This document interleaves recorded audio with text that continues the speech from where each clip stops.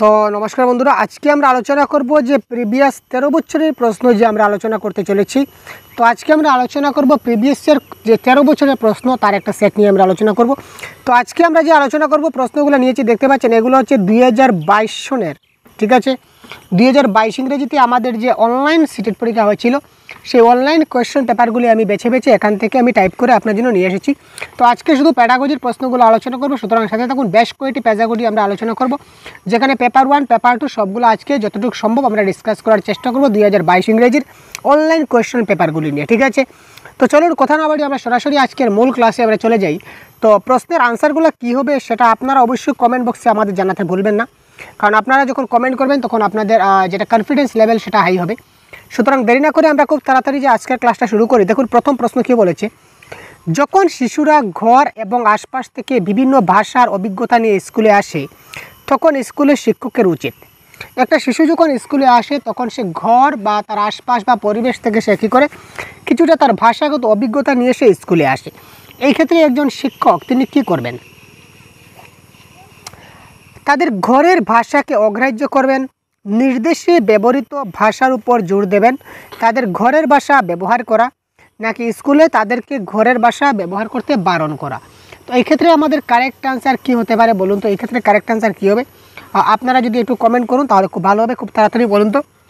দেখুন আমরা সবসময় যেটা ঘরের ভাষাকে আমরা কী করি, প্রাধান্য করি, ঠিক আছে। আমরা ঘরের ভাষাকে সবসময় কী করি, প্রাধান্য দিই, ঠিক আছে। তো ঘরের ভাষাকে যখন প্রাধান্য দেবো তখন কী হবে, ঘরের ভাষাকে প্রাধান্য দিলে কী হবে, এখানে দেখুন ঘরের ভাষাকে অগ্রাহ্য করা সেটা হবে না, ভাষার উপর জোর দেওয়া সেটা হবে না, ভাষা ব্যবহার করতে বারণ করা সেটা হবে না। আমরা কী করব, তার ভাষার উপর কী করব, জোর দেবো বা তার ঘরের ভাষাকে ব্যবহার করতে তাকে কী করবো, সাপোর্ট করব। সুতরাং এই ক্ষেত্রে কারেক্ট আনসার 107 নম্বর প্রশ্নের কারেক্ট আনসার হবে। 107 নম্বর প্রশ্নের কারেক্ট আনসার আমাদের কী হবে দেখুন তো। কারেক্ট আনসার কী হবে এখানে দেওয়া আছে, শিশুদের সক্রিয় সংযোগকারী, মানে কি একজন শিশু অ্যাক্টিভ হতে হবে, একজন শিশুকে কী হতে হবে, অ্যাক্টিভ হতে হবে। তো সক্রিয় সংযোগকারী হিসাবে গড়ে তোলার জন্য শিক্ষকের শিশুদেরকে নিচের কোন অভ্যাসটা করানো উচিত নয়? অর্থাৎ একজন শিশুকে যদি আমরা অ্যাক্টিভ বানাতে চাই তখন আমাদের নিচের কোন জিনিসটা করা উচিত নয়? কী হবে কারেক্ট আনসার? ভাষা নিয়ে খেলা, ভাষা সৃষ্টি করা, জ্ঞান অর্জন এবং আপুসিয়ে ভাগ করে নেওয়া, ভালো অভিনয় করার জন্য সংলাপ মুখস্থ করা।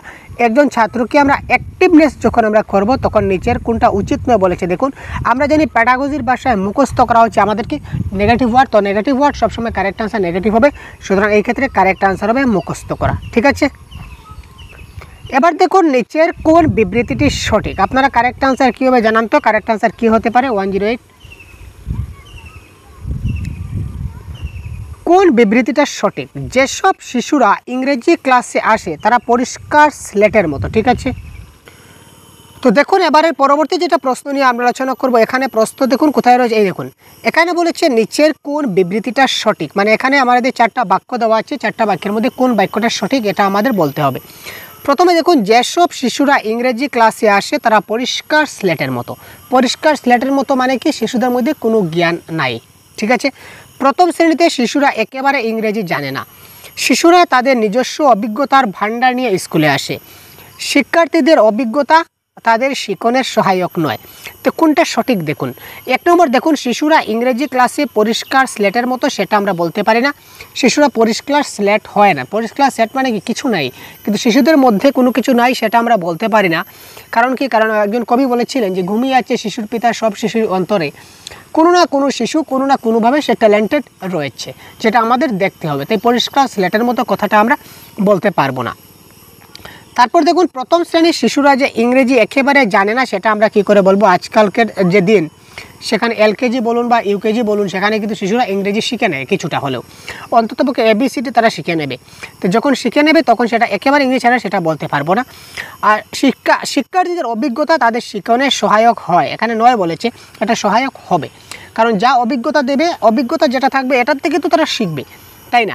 সুতরাং এই ক্ষেত্রে কারেক্ট আনসার হবে অপশন নম্বর 3, শিশুরা তাদের নিজস্ব অভিজ্ঞতার ভাণ্ডার নিয়ে স্কুলে আসে, এটা আমরা বলতে পারি কি কারেক্ট আনসার। তারপর দেখুন কোয়েশ্চন নম্বর 109 কারেক্ট আনসার কী বলেছে দেখে নেওয়া যাক। প্রতিটা শিশুই একগুচ্ছ বাক্য বিন্যাস রীতি দ্বারা সমৃদ্ধ থাকে, যাকে বলা হয় সার্বজনীন ব্যাকরণ। এটি কিসের সাথে সম্পর্কযুক্ত? ভাষা গ্রহণ দক্ষতাগত কৌশল মানে language acquisition device, language acquiring device, language acquisition derive আর ল্যাঙ্গুয়েজ অ্যাকুইজিশন ডিরাইভ। দেখুন আমরা এত সময় পর্যন্ত আমরা কিন্তু এলইডি আমরা খুব ভালো করে জানি। নম চমস্কি বলেছিলেন যে শিশুর মাথায় একটা ডিভাইস কাজ করে, যেটা হচ্ছে কি এলইডি ডিভাইস কাজ করে ভাষাগত দিক দিয়ে, যার কারণে সে কী করতে পারে, ভাষা অর্জন করতে পারে, ল্যাঙ্গুয়েজ অ্যাকুইজিশন ডিভাইস বলে। তো এখানে কারেক্ট আনসার হবে option number 1, language acquisition device. Language acquiring device বলে কিছু হয় না, অ্যাকুইজিশন ডিরাইভ আর ডিরাইভ বলে কোনো কিছু হয় না, সুতরাং এটা কারেক্ট আনসার হচ্ছে অপশন নাম্বার 1। নতুন শব্দ পড়ার সময় বর্ণের সঙ্গে তার ধ্বনির সংযোগ স্থাপনের যেটা পদ্ধতি, তা বর্ণের সঙ্গে ধ্বনির সংযোগ স্থাপন করতে হবে। কোয়েশ্চেন নম্বর 110, এটা হচ্ছে কি অঙ্গ সংস্থানবিদ্যা মানে কি মরফোলজি, তারপর হচ্ছে শব্দ পরিচিতি মানে কি ওয়ার্ড রিকগনিশন, তারপর হচ্ছে ধ্বনিভিত্তিক পাঠোদ্ধার মানে ফনোলজিক্যাল ডিকোডিং, তারপর বোধ পরীক্ষণ মানে কি রিডিং কম্প্রিহেনশন। তো দেখুন প্রশ্ন থেকে আমরা কিন্তু একটা আনসারে যেতে পারি, তো যেহেতু প্রশ্ন থেকে আমরা আনসারে যাব, সুতরাং এই ক্ষেত্রে কারেক্ট আনসার কী হবে আপনারা খুব তাড়াতাড়ি একটু কমেন্ট করে জানিয়ে দিন। তো ভাই এখানে দেখুন ধ্বনির সংযোগ স্থাপন করতে হবে, তো কোথাও না কোথাও आंसर मुझे कोई ना कोई तो ध्वनि रिलेटेड वर्ड तो होगा दोस्तों, जरूर। क्यों क्यों क्यों क्यों नहीं, ठीक है ना। तो चलिए इस बात का सवाल का इसका करेक्ट आंसर हो जाएगा ध्वनि भित्तिक पाठोद्धार अर्थात phonological decoding is the correct answer. Next আমরা যদি দেখি তাহলে 111 নম্বর প্রশ্নের কারেক্ট आंसर দেখুন কি বলবে এখানে, একটু ভাবুন তো কারেক্ট आंसर কি হবে।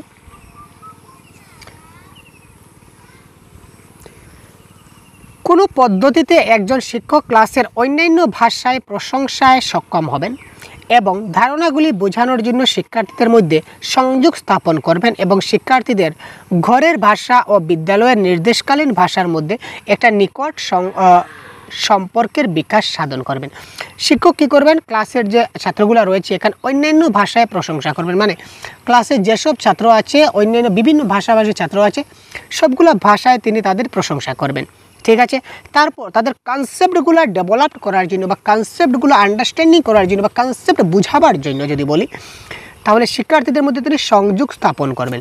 তো সংযোগ স্থাপন তিনি বিভিন্ন ভাষাভাষী ছাত্র রয়েছে, তার মানে তিনি বিভিন্ন ভাষায় তিনি সংযোগ স্থাপন করতে হবে, ঠিক আছে না। তো শিক্ষার্থীদের ঘরের ভাষা ও বিদ্যালয়ের নির্দেশকালীন যেটা ভাষা, ঘরের ভাষার এটা প্রাধান্য দেবেন এবং বিদ্যালয়ের যেটা নির্দেশকালীন ভাষা ওটার মধ্যেও তিনি একটা সংযোগ স্থাপন করবেন। এই যে সংযোগ স্থাপন করবেন এটা কারেক্ট আনসার কী হবে, এটা কারেক্ট আনসার হবে কি মাল্টিলিঙ্গুয়াল অ্যাপ্রোচ, মানে কি বহুভাষিক পদ্ধতি। তিনি বিভিন্ন ভাষা ব্যবহার করছেন, সুতরাং এই ক্ষেত্রে কারেক্ট আনসার হয়ে যাবে কি বহুভাষিক পদ্ধতি। তারপর দেখুন নেচার কোনটি সঠিক, 112 নম্বর প্রশ্নে কী বলেছে, আমরা একটা সিকোয়েন্স জানি, এক্ষেত্রে একটা সিকোয়েন্স আমি আপনাদের দেখিয়ে দিই LSRW, ঠিক আছে।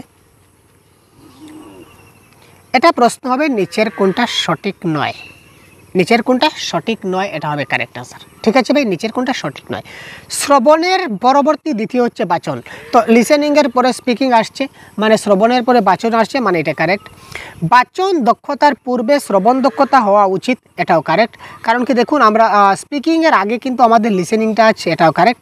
তো ভাষা দক্ষতার অভ্যাসটা অখণ্ডগতভাবে মানে কি LSRW সেটা কি বলে ইন্টিগ্রেশন মানে একটার সঙ্গে এটাও কারেক্ট, সুতরাং এই ক্ষেত্রে কারেক্ট আনসার আমাদের কী হয়ে যাবে, কারেক্ট আনসার হয়ে যাবে অপশন নাম্বার 3 শ্রবণজনিত অভ্যাস বাচনের পূর্ববর্তী অভ্যাস হওয়া উচিত, এটা আমাদের কারেক্ট আনসার হবে। এটা হচ্ছে ভুল, কারণ কি প্রথমে শ্রবণ হবে তারপর কি বাচন হবে LS, এখানে বলেছে যে শ্রবণটা বাচনের আগে হবে, এটা আমাদের কখনো সম্ভব না, কারণ আমরা যেটা শুনবো সেটাই না বলবো, সেটাই আমরা বলতে পারবো, যেটা শুনবো শুনে যেটা শিখবো এটা আমরা বলতে, যেটা আমরা কোনোদিন শুনি না সেটা কি আমরা কখনো বলতে পারবো না, সুতরাং এই ক্ষেত্রে কারেক্ট আনসার অপশন নাম্বার 3 হবে।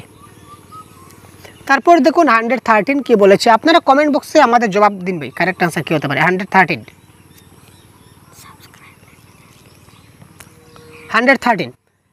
একটি শিশু শিক্ষকের কথা বলার একটা শিশু শিক্ষকের সঙ্গে কথা বলার সময় যে ভাষা ব্যবহার করে তা তার বন্ধুদের সঙ্গে সে ভাষায় কথা বলার থেকে আলাদা। দেখুন এই যে প্রশ্ন, এই সেম প্রশ্ন কিন্তু রিপিটেড প্রশ্ন, কারণ কি এটা আমরা প্রিভিয়াসের গতকাল যেটা আমরা ক্লাস নিয়েছিলাম অর্থাৎ 2023 ইংরেজির আগস্টের একটা প্রশ্ন ছিল, 2023 ইংরেজির আগস্টে একটা প্রশ্ন ছিল এবং আজকে আমরা ডিসকাস করছি 2022 সালের একটা অনলাইন কোয়েশ্চেন পেপার। একদম কোয়েশ্চনের যেটা মিনিং, কোয়েশ্চনের সিস্টেমটা মানে কোয়েশ্চনের যে ভাষা বা কোয়েশ্চনের যে লেখা এটা কিন্তু ডিফারেন্ট, কোয়েশ্চনটা ডিফারেন্ট, কিন্তু কোয়েশ্চনের যেটা মোটিভ বা কোয়েশ্চনের যেটা থিঙ্কিং বা এই কোয়েশ্চনগুলো কী বলছে সেটা কিন্তু সেম জিনিস বলছে, আমি আগেই বলেছি। কারণ দেখুন রিপিটেড কোয়েশ্চেন, যদিও রিপিট নয় তবু ডাইরেক্ট রিপিটেড না হলেও ইনডাইরেক্টলি রিপিট আছে। তাই আপনারা যদি প্রিভিয়াস ইয়ার কোয়েশ্চেন ভালো করে দেখুন তাহলে পরীক্ষায় একটা ভালো নম্বর পাবেন।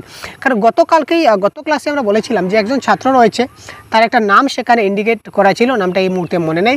সে কী বলেছিল, সে তার বন্ধুদের সঙ্গে কীভাবে কথা বলতে হয়, মায়ের সঙ্গে কীভাবে কথা বলতে হয় বা তার স্যারের সঙ্গে কীভাবে কথা বলতে হয় সেটা কিন্তু সে জানে, তার আলাদা আলাদাভাবে। ঠিক আছে, তো এই ক্ষেত্রে কোন দৃষ্টিভঙ্গির ভূমিকা পালন করে থাকে? 113। একটা শিশু শিক্ষকের ভাবে যে ভাষায় ব্যবহার করে, বন্ধুদের সঙ্গে সে অন্যভাবে কথা বলে, সে মায়ের সঙ্গে খাবার সম্পর্কে অন্যভাবে কথা বলে, এখানে সে কোন দৃষ্টিভঙ্গি তার অ্যাক্টিভলি কাজ করছে? এটা কারেক্ট অ্যান্সার কী হবে? দেখুন, পরিবেশগত দৃষ্টিভঙ্গি, মনস্তাত্ত্বিক দৃষ্টিভঙ্গি, বিধি বহির্ভূত দৃষ্টিভঙ্গি নাকি সামাজিক দৃষ্টিভঙ্গি। এক্ষেত্রে দেখুন তার মধ্যে কোথাও কিন্তু সোশিয়ালিস্টিক তার মধ্যে রয়েছে, অর্থাৎ সে এই যে মা বাবা শিক্ষক বন্ধু বান্ধব সবাই সমাজের এক একটা অংশ, সবাইকে নিয়ে সমাজ গঠিত হয়। তো তার মধ্যে সমাজে কোন ব্যক্তির সঙ্গে কীভাবে কথা বলতে হয় সেটা জানা রয়েছে। সুতরাং এই ক্ষেত্রে কারেক্ট অ্যান্সার হবে সামাজিক দৃষ্টিভঙ্গি বা social aspect is the right answer. তারপর দেখুন 114 কি বলেছে, শিক্ষিকা প্রথমে শিক্ষার্থীদের ক্রিয়ার কালের নিয়মগুলি ব্যাখ্যা করেন, তারপর বর্তমান অতীত এবং ভবিষ্যৎকালের কাব্য রচনা করলেন। তিনি কোন পদ্ধতি অনুসরণ করছেন? প্রথমে তিনি নিয়ম ব্যবহার করছেন, প্রথমে তিনি ফর্মুলা ইউজ করছেন, রুল। প্রথমে তিনি কী করছেন? রুল ইউজ করছেন। তো প্রথমে তিনি যেহেতু রুল ইউজ করছেন, তো কোন পদ্ধতিতে প্রথমে রুল ইউজ হয়? সিচুয়েশনাল অ্যাপ্রোচ হবে না, স্ট্রাকচারাল হবে না, এটা ইন্ডাকটিভ বা ডিডাকটিভ, কোনটা হতে পারে? তো দেখুন, ইন্ডাকটিভ মেথডে আমরা প্রথমে এক্সাম্পল টু রুল যাই, ইন্ডাকটিভ মেথডে আমরা প্রথমে এক্সাম্পল দেব, এক্সাম্পল থেকে আমরা রুলে যাব। কিন্তু এখানে বলেছে প্রথমেই রুল, তো প্রথমে রুল যেটা হবে এটা হবে কি ডিডাকটিভ অ্যাপ্রোচ বা অবরোহী আবেদন বা অবরোহী পদ্ধতি। ঠিক আছে, তো এই ক্ষেত্রে কারেক্ট অ্যান্সার হয়ে যাবে অপশন নাম্বার 1। তারপর আমরা দেখছি কোয়েশ্চেন নাম্বার 115 কে বলেছে, দেখুন, ভাষা সমৃদ্ধ পরিবেশ এমন একটি পরিবেশ যা একটি শিশুকে সুযোগ প্রদান করে।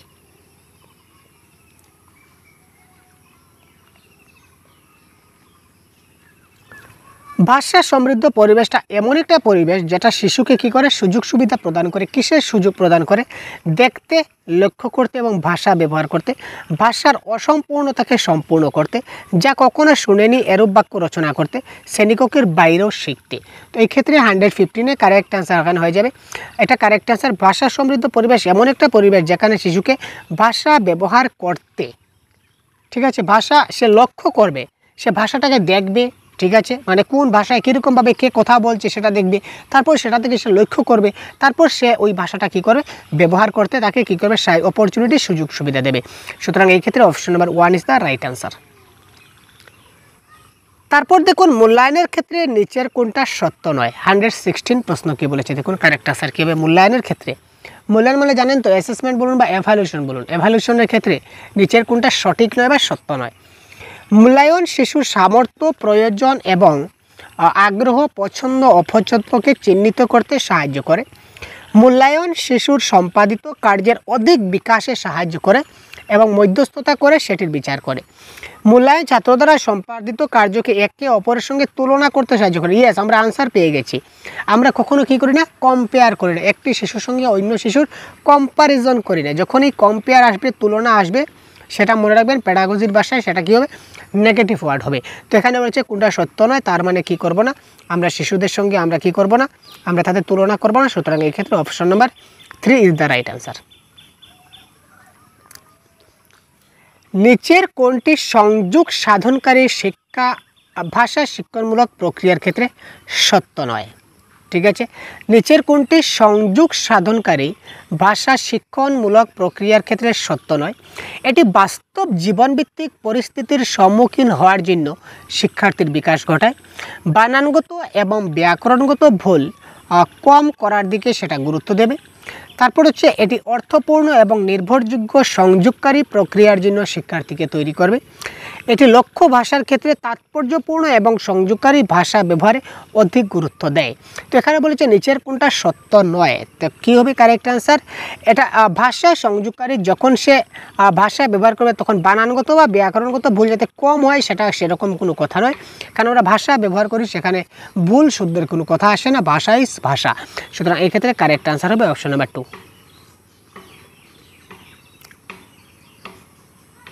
এটা একটু আমাদের জুম আউট করতে হচ্ছে, কারণ জুম আউট না করলে সম্পূর্ণ প্রশ্নটা আমাদের আসবে না।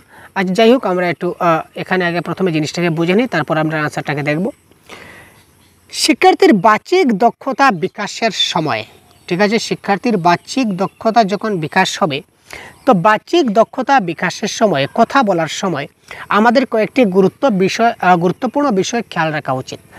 আমরা যখন কারোর সঙ্গে কথা বলি তখন যে বিষয়গুলি আমাদের শব্দ নির্বাচনকে সেগুলি হলো, অর্থাৎ কি বিষয়বস্তু, আবহাওয়া, কার সাথে আমরা কথা বলছি, এটা কি আগ্রহ। অর্থাৎ আমি যখন কোনো একজন ব্যক্তির সঙ্গে কথা বলবো, কোনো ব্যক্তির সঙ্গে যখন কথা বলবো তখন কোন জিনিসগুলো আমার মাথায় থাকতে হবে বা কোন জিনিসগুলোর উপর ভিত্তি করে আমি তার সঙ্গে কথা বলবো। প্রথমত বিষয়বস্তু বা কনটেক্সট, অর্থাৎ কি আমি কী বিষয়ে তার সঙ্গে কথা বলবো এটা আমার জানা উচিত। আমি কী বিষয়ে তার সঙ্গে কথা বলবো এটা আমাকে জানতে হবে। সুতরাং বিষয়বস্তু কারেক্ট। আবহাওয়া যেমন ক্লাইমেট, এখানে আবহাওয়া ক্লাইমেট দেখুন, এখানে বৃষ্টি হলেও আমি তার সঙ্গে কথা বলতে পারি, তারপর রৌদ্র হলেও কথা বলতে পারি, ঠিক আছে, বা মেঘলা আকাশ হলেও কথা বলতে পারি, প্রখর রৌদ্র হলেও কথা বলতে পারি। এখানে ক্লাইমেটের কোনো ফ্যাক্টর পড়ছে না। তারপর মেন হচ্ছে কার সঙ্গে আমরা কথা বলবো। কোন একজন ব্যক্তি আমাদের লাগবে তো নির্দিষ্ট আইডেন্টিফাই, যে ওই ব্যক্তির সঙ্গে আমি আজকে ওই কথাটা বলবো।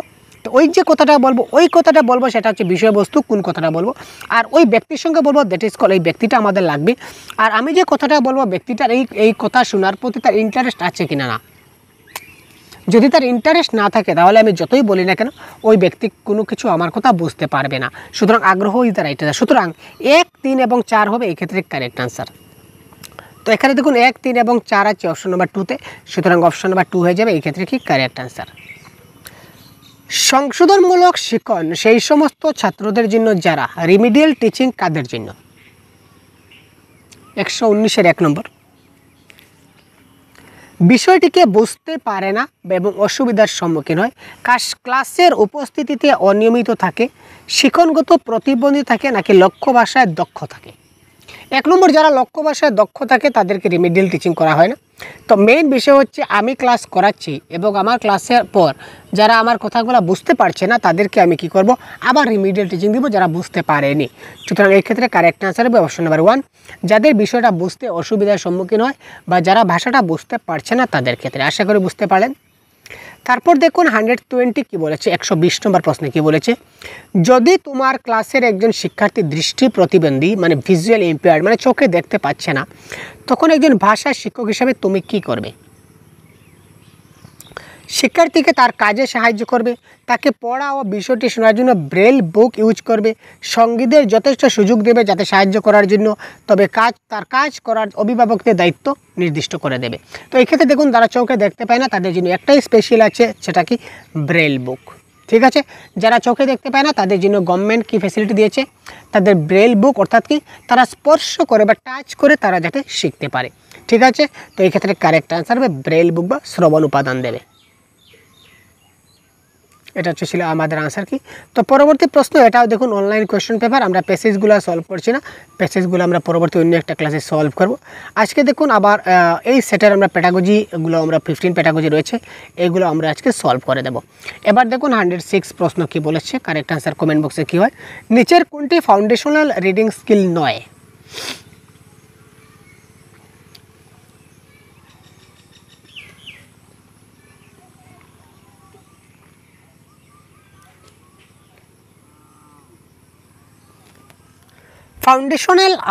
ফাউন্ডেশনাল লিটারেসি অ্যান্ড নিউমারেসি আপনারা FLN এর ক্লাস নিশ্চয়ই দেখেছেন, আমার চ্যানেলে আছে, আপনারা দেখে নেবেন কাইন্ডলি। অর্থ উদ্ধার বা সংকেত উদ্ধার মানে ডিকোডিং, আমাদের যখন আমরা কোনো একটা যখন রিডিং পড়বো, হোয়াট ইজ রিডিং? রিডিং মানে আমি জায়গাটা আমি এই এতটুকু পড়লাম, পড়ে যদি আমি কি লেখা আছে এটা যদি বুঝতেই না পারি তাহলে এটা আমার রিডিং হলো না।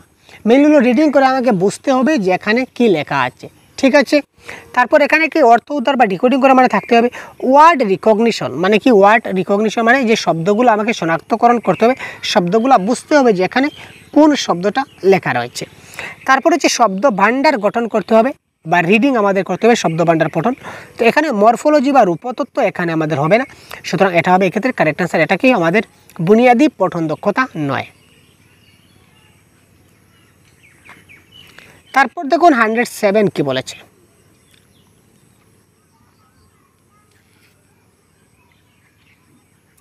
107 কি বলেছে দেখি। একজন শিক্ষক বা শিক্ষিকা তার শিশু শিক্ষার্থীদের ভাষা অর্জনের জন্য প্রথম বছরগুলিতে নির্দেশ বা উৎসাহনের আকারে যেমন বলা হবে তেমনি করতে বলেন। তার উৎসাহের জন্য প্রথম বছরগুলিতে যেভাবে মানে তার উৎসাহ হয়, যে বিষয়গুলো বললে তাকে উৎসাহ হয়, যেমন আকারে বলা হয় শিশুরা তেমনভাবেই করে। এটাকে বলা হয় নিজে করো কৌশল, নাকি সামগ্রিক প্রতিক্রিয়া, শারীরিক প্রতিক্রিয়া, নাকি করে শিক্ষানীতি, নাকি গল্পকথন পদ্ধতি।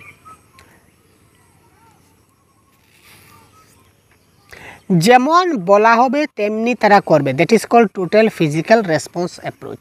যেমন বলা হবে, আমরা বলতে পারি তুমি দাঁড়াও, তুমি বসো, তুমি একটু নাচো, তুমি একটু গান গাও, তুমি একটু অঙ্গভঙ্গি করো, তুমি একটু অভিনয় করো, যেমন বলবো তেমন করবে, that is called total physical response approach. ভাষা হচ্ছে ড্যাশ এর সামাজিক উপায় বা social tool. Language is dash social tool. ভাষাটা কিসের সামাজিক উপায়? ব্যাখ্যার সামাজিক উপায়, নাকি পারস্পরিক ক্রিয়া প্রতিক্রিয়া বা ইন্টারেকশনের সামাজিক উপায়, নাকি জ্ঞাপন অর্থাৎ ইন্টিমেশন, নাকি হস্তক্ষেপণ। অনেক সহজ প্রশ্ন ভাই, কারেক্ট আনসার কী হবে তাড়াতাড়ি বলুন তো। 108 প্রশ্ন, কারেক্ট আনসার কী হবে? ভাষা হচ্ছে ড্যাশ এর সামাজিক উপায়। 108।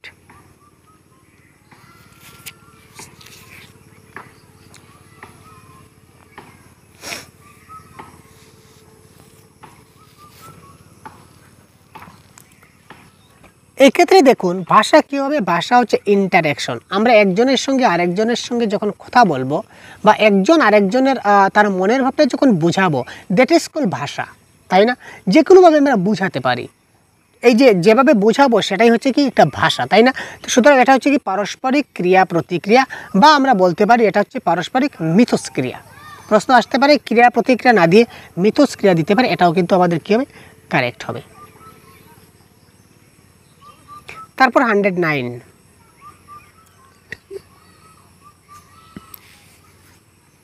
কোনো পাঠ পড়ে তার অন্তর্গত পুঙ্খানুপুঙ্খতা, স্থান, নাম, ধাম, দিনক্ষণ খুঁজে বের করার যেটা সামর্থ্য, সেটা কি? গ্লোবাল কম্প্রিহেনশন, লোকাল, নাকি ড্রয়িং, নাকি ইন্টারপ্রিটেশন অফ দ্য টেক্সট। তো আমরা একটা জায়গার স্থান দেখব, তার নাম দেখব, ধাম দেখব, কোন দিন হচ্ছে, কবে দেখব, সেটা হচ্ছে কি লোকাল কম্প্রিহেনশন, সেটা মনে রাখবেন। এবার দেখুন, কোনো শিক্ষক বা শিক্ষিকা পঞ্চম শ্রেণীর শিক্ষার্থীদের পঠন উপভোগ এবং সংশ্লিষ্ট ধারণাটিকে আরও ভালোভাবে আয়ত্তীকরণের জন্য একটা দীর্ঘ নিবন্ধ পড়তে দিলেন। এখানে তিনি কি চর্চা করলেন? এক্সটেন্সিভ রিডিং, নাকি ইন্টেনসিভ, নাকি পরস্পর নির্ভর পাঠ, নাকি পার্টনার রিডিং, শেয়ার্ড রিডিং যাকে বলা হয়, অংশীদারি পাঠ।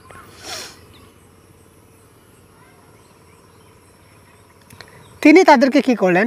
তাদের পঠন উপভোগ করার জন্য এবং সংশ্লিষ্ট ধারণাটিকে আরও ভালো করে বোঝার জন্য তিনি তাদের পাঠটাকে ভালো করে পড়তে বললেন। তো এখানে তিনি পাঠটাকে ভালো করে দীর্ঘভাবে তিনি পড়তে বলেন, দ্যাট ইজ কল্ড ব্যাপক পাঠ বা এক্সটেন্সিভ রিডিং। ঠিক আছে, এক্সটেন্সিভ রিডিং।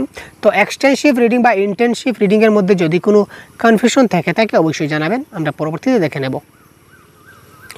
শিশু শিক্ষার্থীদের নতুন শব্দাবলী শেখানোর বস্তু সামগ্রী ব্যবহার করেন, কারণ শিক্ষক বা শিক্ষিকা বাস্তব এটি শব্দগুলির সঠিক উচ্চারণ শেখাতে সাহায্য করে। আচ্ছা, একটা মানে প্রশ্নটা কী বলেছে ডিটেলসটা বুঝে নিন, যে একজন শিক্ষক কী করছেন, শিশুদেরকে নতুন শব্দ শেখাবার জন্য কিছু বস্তু সামগ্রী ব্যবহার করছেন এজ এ টিএলএম হিসাবে কিছু বস্তু ব্যবহার করছেন। তো এই ক্ষেত্রে তিনি শিক্ষক বা শিক্ষিকা বাস্তবে কী করতে চাইছেন? কেবল বস্তু সামগ্রীর মাধ্যমেই শব্দভাণ্ডার গড়ে তুলতে পারি, কেবল বলেছে এটা কেটে দিন। এটি শব্দগুলি সঠিক উচ্চারণ শেখাতে সাহায্য করে। আমি বস্তু দেখাচ্ছি, আমি একটা বলের ছবি দেখাচ্ছি বা একটা আম এনে দিচ্ছি, আমি তো তাকে বলিনি যে এটা আম, আমি মুখে বলছি, সেটা তো বলা নয়। তার মানে উচ্চারণ শেখানো, সেটা ক্যান্সেল।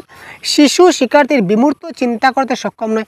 কে বলেছে বিমূর্ত চিন্তা করতে সক্ষম নয়? যারা ট্যালেন্টেড বা গিফটেড চিলড্রেন বা প্রতিভাবান শিশু রয়েছে, আমরা পূর্ববর্তী ক্লাসে বলেছিলাম, তারা কিন্তু বিমূর্ত চিন্তা করতে সক্ষম হয়। তো 3টা অপশন কাটা গেল, আলটিমেটলি অপশন নাম্বার 4 কারেক্ট। তবু অপশন নাম্বার 4-এ কী বলছে আমরা একবার দেখে নিই ঝট করে। এটি শিক্ষার্থীদের বাস্তব জীবনে দেখা বস্তু সামগ্রীর সঙ্গে সংশ্লিষ্ট শব্দাবলীর সংযোগ সাধনে সাহায্য করে। ইয়েস, বাস্তব জীবনে তারা যে জিনিসটা দেখবে ওটাই তারা খুব ভালো করে শিখতে পারবে। এটাই হচ্ছে আমাদের পেডাগজির মূল কথা, যে বাস্তব জীবনের সঙ্গে আমরা কি করব, রিয়েল লাইফের সঙ্গে আমরা সবসময় তাকে রিলেট করাবো। এটাই আমাদের মূল উদ্দেশ্য।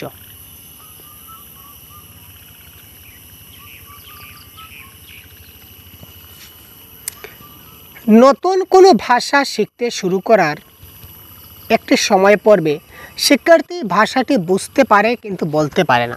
এই সময় পর্বটিকে কী বলা হয়? যখন একটা শিশু নতুন ভাষা শিখতে চাচ্ছে, তখন সে শুধুমাত্র ভাষাটা বুঝতে পারে কিন্তু সে কোনো কিছু বলতে পারে না। এই সময়টাকে আমরা স্পিচ ইমার্জেন্ট, নাকি সাইলেন্ট, নাকি আর্লি প্রোডাকশন, নাকি ইমার্জেন্ট বলবো? কোনটা বলবো এই ক্ষেত্রে? কারেক্ট আনসার কোনটা হবে? আপনার একটু ভাবুন তবে কারেক্ট আনসার কী হতে পারে। এই ক্ষেত্রে আমাদের কারেক্ট আনসার হবে সাইলেন্ট, কারণ সে যেহেতু কোনো কিছু বলতে পারছে না, তা বলতে পারছে না মানে কি সাইলেন্ট। একজন কার্যকর বা ফলপ্রদ ভাষা শিক্ষক, অর্থাৎ একজন ভালো শিক্ষক হতে গেলে কি করতে হবে? অপশন 4টা লুকিয়ে রয়েছে। আচ্ছা, এবার আমাদের অপশন 4টা আমাদের সামনে চলে আসলো। শিশুদের পাঠ্যপুস্তকে প্রদত্ত প্রশ্নের উত্তর শিখিয়ে দেবেন। আচ্ছা, পাঠ্যপুস্তকে যে সকল প্রশ্ন আছে সেগুলো যদি আমরা শিখিয়ে দিই, তাহলে কি আমি ভালো শিক্ষক হয়ে গেলাম? না, পাঠ্যপুস্তকের প্রশ্ন উত্তর শেখানো সেটা আমাদের কাজ নয়। কেবলমাত্র অপশন রয়েছে আমরা কেটে দিই।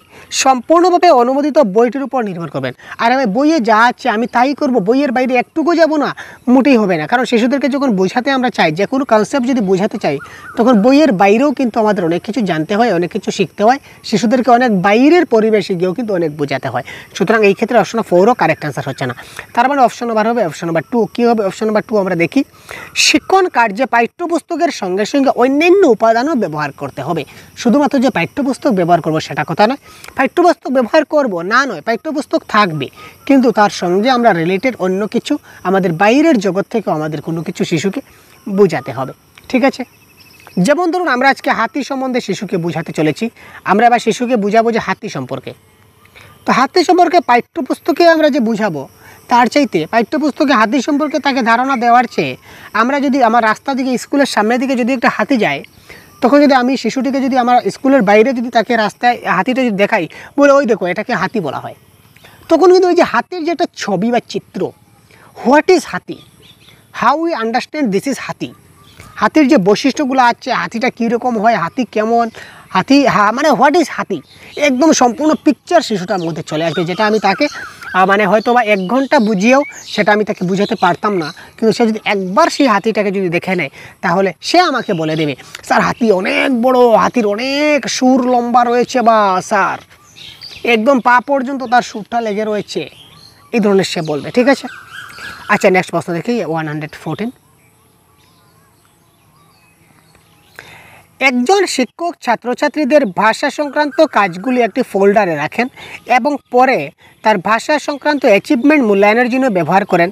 তো এই যেটা তথ্য, এই তথ্যকে আমরা কী বলবো? দেখুন 114, আমরা আগে বলেছিলাম একটা ক্লাস আমরা দিয়েছিলাম আপনাদেরকে, একটা ক্লাস আমরা দিয়েছি যেটাকে বলা হয় কি অ্যানেকডোটাল রেকর্ড, পোর্টফোলিও, তারপর হচ্ছে চেকলিস্ট, এই সবগুলি নিয়ে, তারপর কিউমুলেটিভ রেকর্ড, এই সবগুলো নিয়ে আমরা একটা ক্লাস প্রোভাইড করেছি, যেটা আপনাদের দেওয়াটা খুব জরুরি, সেটা আপনারা একবার দেখে নেবেন কাইন্ডলি, অলরেডি প্রোভাইড করা আছে।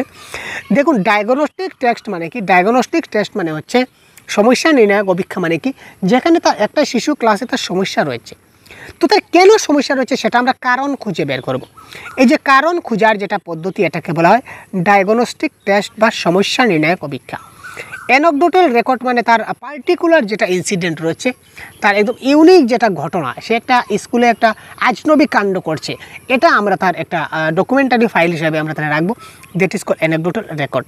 আর তার সবগুলি কাজের ভাষা সংক্রান্ত সবগুলো কাজের আমরা সম্পূর্ণ বিবরণ একটা ফাইল বলুন বা একটা ফোল্ডারে রাখলাম, সুতরাং দ্যাট ইজ কল পোর্টফোলিও মূল্যায়ন, যেটা আমাদের পরবর্তী অ্যাচিভমেন্টের সময় সেটা আমাদের কাজে লাগবে। ঠিক আছে, যে পদ্ধতিতে টার্গেট ল্যাঙ্গুয়েজ মাতৃভাষা হস্তক্ষেপ ঘটতে দেয় না তা হলো কি? যে পদ্ধতিটি আমাদের টার্গেট ল্যাঙ্গুয়েজ যেটা রয়েছে, টার্গেট ল্যাঙ্গুয়েজের ক্ষেত্রে মাতৃভাষার হস্তক্ষেপ করতে দেয় না, সেটা কি? সেটা হবে প্রত্যক্ষ পদ্ধতি বা ডাইরেক্ট মেথড, সেটা আপনারা অনেকবার জানেন। নিচের কোনটি টপ ডাউন অ্যাপ্রোচ ভিত্তিক নয়? টপ ডাউন অ্যাপ্রোচ আমরা গতকালকে ডিসকাস করেছিলাম, টপ ডাউন অ্যাপ্রোচ এবং বটম আপ অ্যাপ্রোচ কি? টপ ডাউন মানে কি উপর থেকে নিচের দিকে যাবে, উপর থেকে নিচের দিকে, নিচের কোনটা যাচ্ছে না।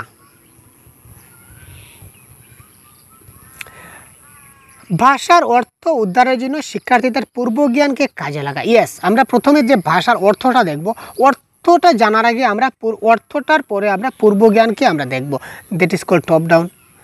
পড়া বা শোনার সময় শিক্ষার্থী কী ঘটতে চলেছে সেটা অনুমান করবে, এটাও টপ ডাউন। কবিতা বা গল্প পড়া শুরু করার পর বর্ণমালায় আসে, ইয়েস এটাও কারেক্ট, কারণ কবিতা এবং গল্প পড়বে তারপর বর্ণমালায় আসবে। আর প্রথমে যদি বর্ণমালায় চলে আসে, প্রথমে বর্ণমালা তারপর কবিতা, প্রথমে বর্ণ তারপর বর্ণমালা তারপর শব্দ তারপর বাক্য, এই ধরনের ছোটো থেকে যদি বড় যায় তখন সেটা হবে কি? Bottom up approach. তো এই ক্ষেত্রে কারেক্ট আনসার হবে আমাদের option number 3 is the right answer. আলাদা আলাদা শব্দ এবং শব্দগুচ্ছের উপর মনোসংযোগ করে শিক্ষার্থীরা ভাষা শেখে, সেটা আমাদের টপ ডাউন অ্যাপ্রোচে হচ্ছে না, সেটা হচ্ছে কি? Bottom up approach. কারণ প্রথমেই শব্দগুলো শিখছে, শব্দ থেকে সে বাক্য শিখছে, বাক্য থেকে সম্পূর্ণ ভাষা শিখছে। রিমিডিয়াল টিচিং মানে কি? আজকের ক্লাসটা আমরা দীর্ঘ করব না, আজকের ক্লাসটা আমরা এখানে বিদায় নেব। ঠিক আছে, তো এই ধরনের প্রতিদিন আমরা একটা ছোটো ক্লাস আমরা যেমন সামর্থ্য অনুযায়ী আমরা নিয়ে আসবো। সাথে থাকবেন, আপনাদের ভালো থাকবেন। ঠিক আছে ভাই, সবগুলা প্রিভিয়াস 13 বছরের প্রশ্ন ডিসকাস করব। আজকে আমরা 2022-এর যে অনলাইন কোয়েশ্চনের এক ঝলক আপনাদের দেখিয়ে দিলাম। আর 2022-এর কিন্তু আরও প্রশ্নগুলো রয়েছে, অন্যান্য সেটে রয়েছে, আমরা সবগুলা দেখিয়ে দেবো আপনাদের এক এক করে, শুধুমাত্র সাথে থাকুন আপনারা। তো দেখুন, এই প্রশ্নের কারেক্ট আনসার কি? রিমিডিয়াল টিচিং মানে কি? ভুল বোঝা ধারণাগুলির কনসেপ্ট শুধরে দেওয়া মোটেই না।